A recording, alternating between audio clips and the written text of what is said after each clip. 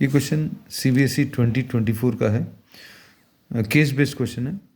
I'll go through the statement. Students of a school are taken to a railway museum to learn about railway's heritage and its history. An exhibit in the museum depicted many rail lines on the track near the railway station. Let L be the set of all rail lines. L is the set of all rail lines on the railway track. And R be the relation on L defined by. अब L जो है this is the set of all rail lines. Relation क्या है? L1 और L2 दो lines को relate कर रहा है, where L1 is parallel to L2. On the basis of the above information answer the following questions. Find whether the relation R is symmetric और not. अभी ये सिमेट्री है कि नहीं, ये अब हम लोगों को इसमें दिखाना है. तो सबसे पहले अभी हम लोग ये देख लें, what is R. R is given by L1, L2 such that L1 is parallel to L2. अब L1, L2 belongs to R अगर है, इसका मतलब ये है कि L1 is parallel to L2. Relationship ये दिया है, कोई भी दो लाइंस के बीच में ये रिलेशन है, रेल लाइंस के बीच में L1 is parallel to L2. अगर L1 parallel to L2 है तो क्या इससे ये अभी हम लोग इम्प्लीकेशन निकाल सकते हैं या कंक्लूजन निकाल सकते हैं that L2 is parallel to L1. Yes, therefore we say that L2, L1 also belong to R. मतलब ये जो रिलेशन है ये सिमेट्रिक रिलेशन है, दिस इज सिमेट्रिक रिलेशन. अब ये ट्रांजिटिव है कि नहीं ये चेक करना है. तो ट्रांजिटिव के लिए L1, L2 belongs to R है और आपने L2, L3 belongs to R है. इसका मतलब क्या है? L1 is parallel to L2 and L2 is parallel to L3. तो क्या L1 और L3 में रिलेशन निकाल सकते हैं? Yes, L1 is parallel to L3. L1 parallel to L3 है, मतलब L1, L3 also belongs to R. इसका मतलब L1 L2 belongs to R है, L2 L3 belongs to R है, therefore L1 is related to L3.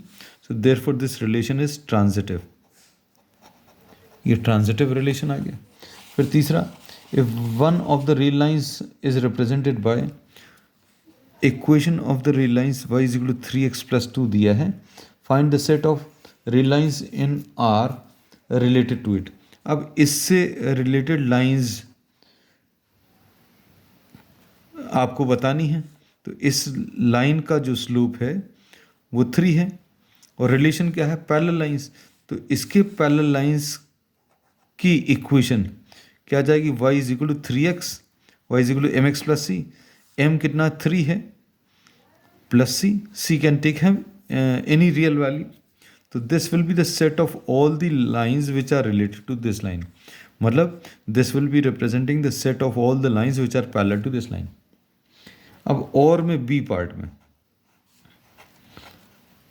Late S be the relationship defined as. S एक और relation है L1 और L2 का. ये रिलेशन क्या है? L1 is perpendicular to L2. Check whether the relation is symmetric and transitive. तो भाई L1 रिलेटेड टू L2 है, मतलब L1 L2 belongs to S है. इसका मतलब क्या है? L1 is perpendicular to L2. क्या इससे मतलब निकाल सकते हैं कि L2, L1 also belongs to S? Yes, निकाल सकते हैं. L1 अगर परपेंडिकुलर टू L2 है तो L2 will be perpendicular to L1, ऐसा कुछ आ जाएगा. So this is symmetric. Transitive, L1 L2 belongs to S है, L2 L3 belongs to S है. मतलब L1 is perpendicular to L2 and L2 is perpendicular to L3. L2 is perpendicular to L3. तो क्या L1 और L3 related हैं? क्या L1 और L3 perpendicular है? नो.